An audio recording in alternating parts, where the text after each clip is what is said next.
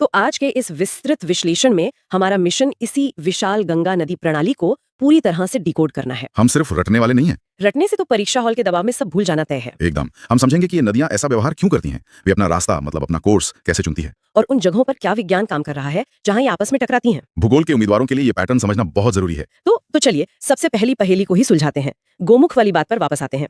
अगर गोमुख से गंगा नहीं निकलती तो असल में वहां से क्या निकल रहा है? देखिए, गोमुख से जो धारा निकलती है ना, वो भागीरथी है। भागीरथी? अच्छा। हाँ, वो बहुत ही तेज गति से पहाड़ों को काटते हुए नीचे आती है। लेकिन गंगा सिस्टम को समझने के लिए हमें भागीरथी को थोड़ी देर के लिए किनारे रखना होगा। मतलब किसी और नदी पर फोकस करना है। नदी है अलकनंदा। अलकनंदा।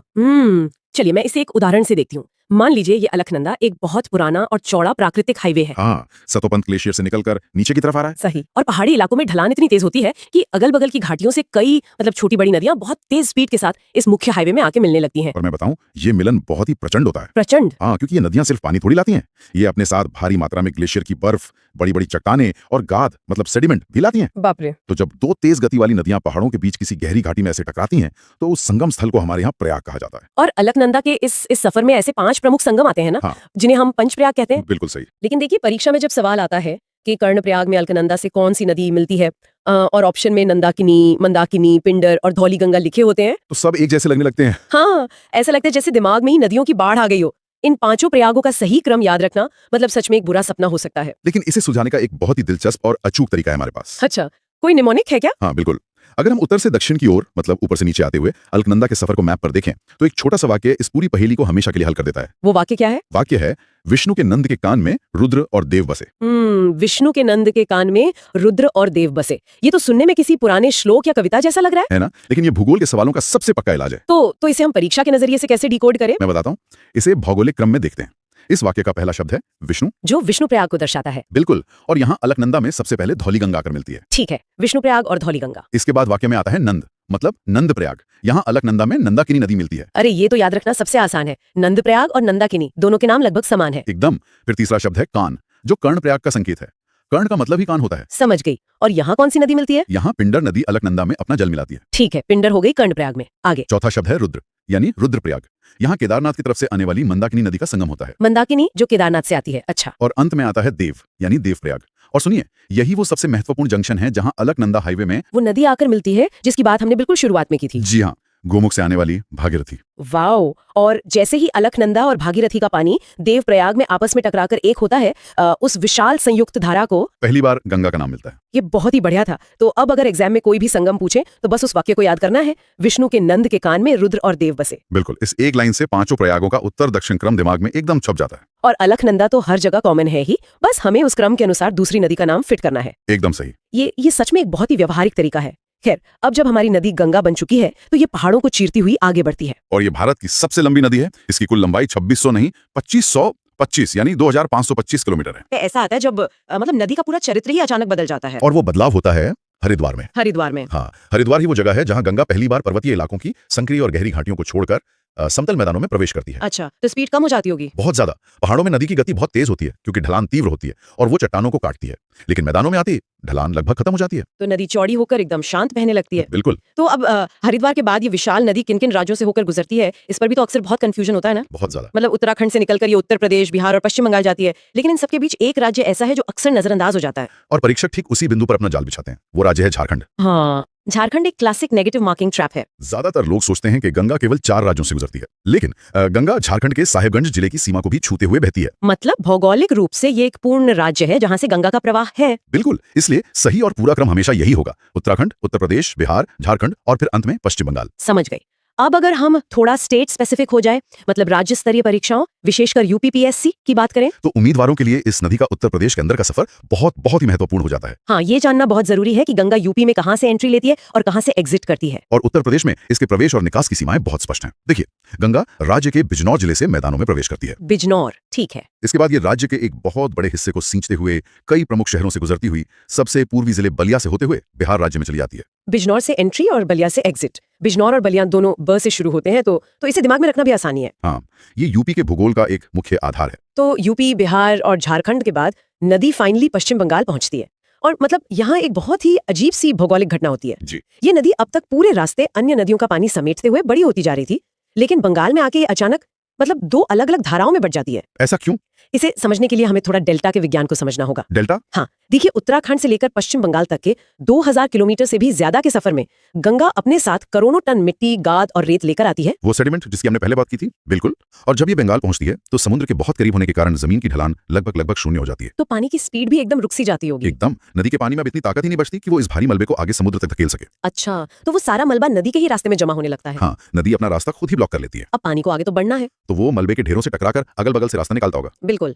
वो कई छोटी बड़ी शाखाओं या डिस्ट्रीब्यूटरीज में बढ़ जाता है। यहीं से इसके डेल्टा चरण की शुरुआत होती है। और गंगा दो मुख्य धाराओं में विभाजित हो जाती है। सही। एक धारा जो दक्षिण की ओर मुड़कर भारत में ही बहती है, उसे हम हुगली कहते हैं, जिसके किनारे कोलकाता शहर बसा है। और जो दूसरी मुख्य धारा है वो पूर्व की ओर आगे बढ़ के बांग्लादेश में प्रवेश कर जाती है, जहां उसे पद्मा के नाम से जाना जाता है। पद्मा, ये एक बहुत ही स्पष्ट, मतलब एकदम विजुअल चित्र बनाता है दिमाग में, है ना? लेकिन देखिए ये 2525 किलोमीटर की इतनी लंबी यात्रा गंगा अकेले तो तय नहीं करती। बिल्कुल नहीं। अगर हम वापस मुख्य यात्रा पर चले तो इस पूरे सफर में कई और नदियां भी अपना पानी लाकर गंगा में मिलाती हैं, जिन्हें भूगोल की भाषा में हम सहायक नदियां या ट्रिब्यूटरीज कहते हैं। हाँ, ट्रिब्यूटरीज। और इन्हें अक्सर बाएं तट यानी लेफ्ट बैंक और दाएं तट यानी राइट बैंक की नदियों के रूप में एग्जाम में पूछा जाता है। और इसमें स्टूडेंट बहुत कंफ्यूज होते हैं कि कौन सा बायां है और कौन सा दायां।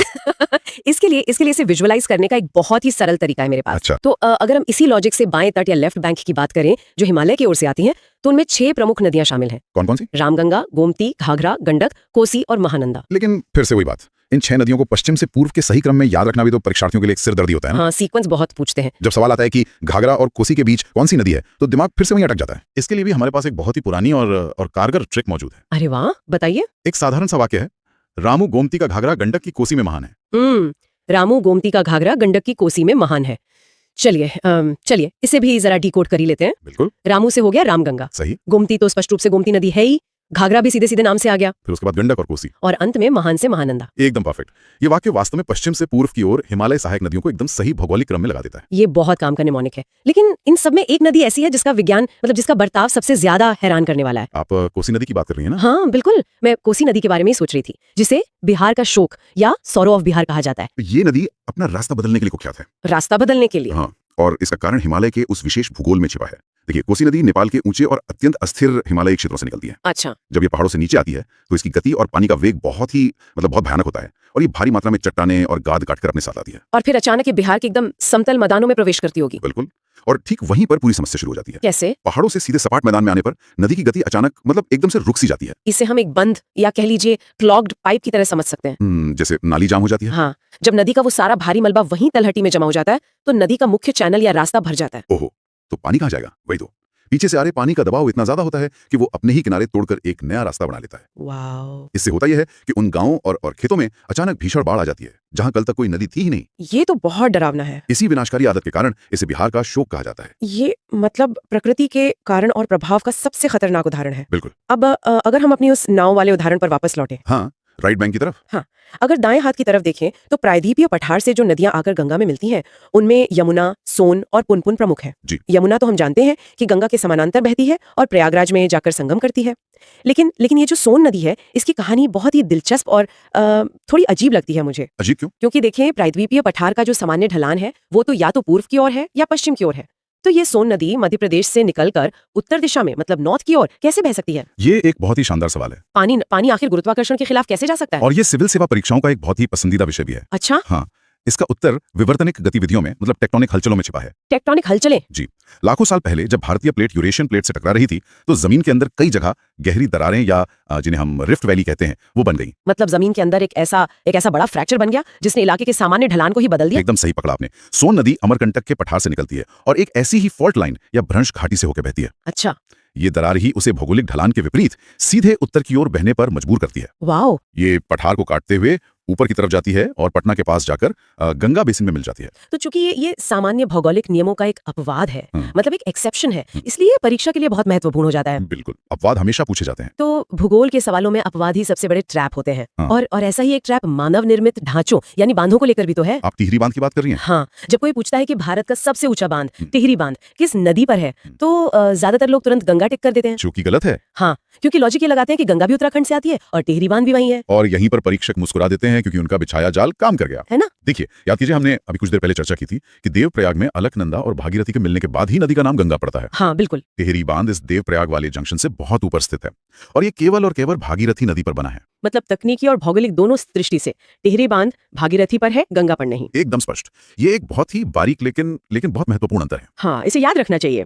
अच्छा, बांधों की बात करें तो पश्चिम बंगाल में बांग्लादेश की सीमा से ठीक पहले भी एक और महत्वपूर्ण संरचना है, फरक्का बैराज। जी, फरक्का। अक्सर लोग सोचते हैं कि बैराज तो सिर्फ मतलब पानी रोकने या बाढ़ कंट्रोल करने के लिए होते हैं, लेकिन मैंने सुना है फरक्का बैराज का उद्देश्य कुछ और ही है। हाँ, फरक्का बैराज का निर्माण एक बहुत ही विशिष्ट आर्थिक और भू रणनीतिक कारण से किया गया था। वो क्या? हमने पहले बात की थी कि बंगाल में गंगा, हुगली और पद्मा में बढ़ जाती है। हाँ, डेल्टा वाले हिस्से में। बिल्कुल, और इसी हुगली नदी के किनारे हमारा ऐतिहासिक कोलकाता बंदरगाह स्थित है। ठीक है। लेकिन डेल्टा क्षेत्र होने के कारण हुगली में लगातार गाद या सिल्ट जमा होती रहती है। अब अगर गाद लगातार जमती गई तो नदी तो उथली हो जाएगी ना। हाँ, तो फिर बड़े पानी के जहाज बंदरगाह तक पहुंच ही नहीं पाएंगे। बिल्कुल, वो नीचे जमीन से टकरा जाएंगे। तो क्या फरक्का बैराज का काम उस गाद को साफ करना है? हाँ, इसका मैकेनिज्म यही है। फरक्का बैराज गंगा के मुख्य प्रवाह से एक बहुत बड़ी मात्रा में पानी को कृत्रिम रूप से हुगली नदी की ओर धकेलता है। अच्छा, एक डाइवर्जन है। जी, ये अतिरिक्त पानी एक फ्लश की तरह काम करता है। जैसे हम फ्लश चलाते हैं ना, हाँ। ये हुगली में जमा हो रही गाद को तेजी से बहाकर सीधे समुद्र में ले जाता है ताकि कोलकाता बंदरगाह जीवित रहे और जहाजों की आवाजाही बिना किसी रुकावट के बनी रहे। ये मतलब सच में हैरान करने वाला है कि कैसे एक नदी का प्राकृतिक प्रवाह और हमारी मानवीय अर्थव्यवस्था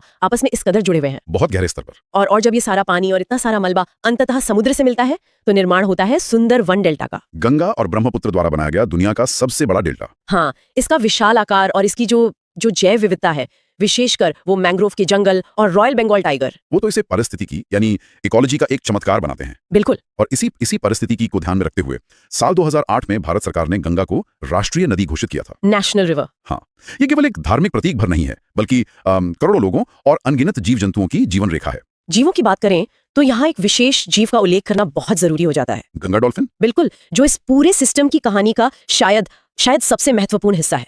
गंगा डॉल्फिन जो कि भारत का राष्ट्रीय जलीय जीव है, नेशनल एक्वाटिक एनिमल। हाँ, ये एक अंधी डॉल्फिन होती है जो नदी के मटमैले पानी में अल्ट्रासाउंड तरंगों या इकोलोकेशन का उपयोग करके अपना शिकार करती है। जी। लेकिन इसकी सबसे बड़ी खासियत, मतलब जो बात इसे इतनी खास बनाती है, वो ये है कि ये केवल और केवल अत्यंत शुद्ध मीठे पानी में ही जीवित रह सकती है। और विज्ञान की भाषा में बताऊं तो इसी विशेषता के कारण गंगा डॉल्फिन को एक बायो इंडिकेटर माना जाता है। बायो इंडिकेटर मतलब ऐसा जीव जो अपने आसपास के पर्यावरण की स्थिति का संकेत देता है। एकदम सही। देखिए, बायो इंडिकेटर एक ऐसा जीव है जिसकी केवल उपस्थिति या अनुपस्थिति से ही हमें सीधे तौर पे पता चल जाता है कि वो इकोसिस्टम कितना स्वस्थ है, बिना किसी लैब टेस्ट के। हाँ, चूंकि गंगा डॉल्फिन जरा सा भी प्रदूषण बर्दाश्त नहीं कर सकती, इसलिए अगर किसी इलाके में ये डॉल्फिन मजे से तैर रही है तो पानी टेस्ट करने की कोई जरूरत नहीं है। मतलब ये इस बात का प्राकृतिक प्रमाण है कि वहां का पानी साफ है और इकोसिस्टम जिंदा है। बिल्कुल। और इसके उलट अगर डॉल्फिन किसी इलाके से गायब हो रही है तो इसका मतलब है कि वो नदी तकनीकी रूप से मतलब मर रही है। हाँ, प्रदूषण का स्तर खतरे से बाहर जा चुका है। ये एक बहुत ही गंभीर और सोचने वाली बात है। बहुत ज्यादा।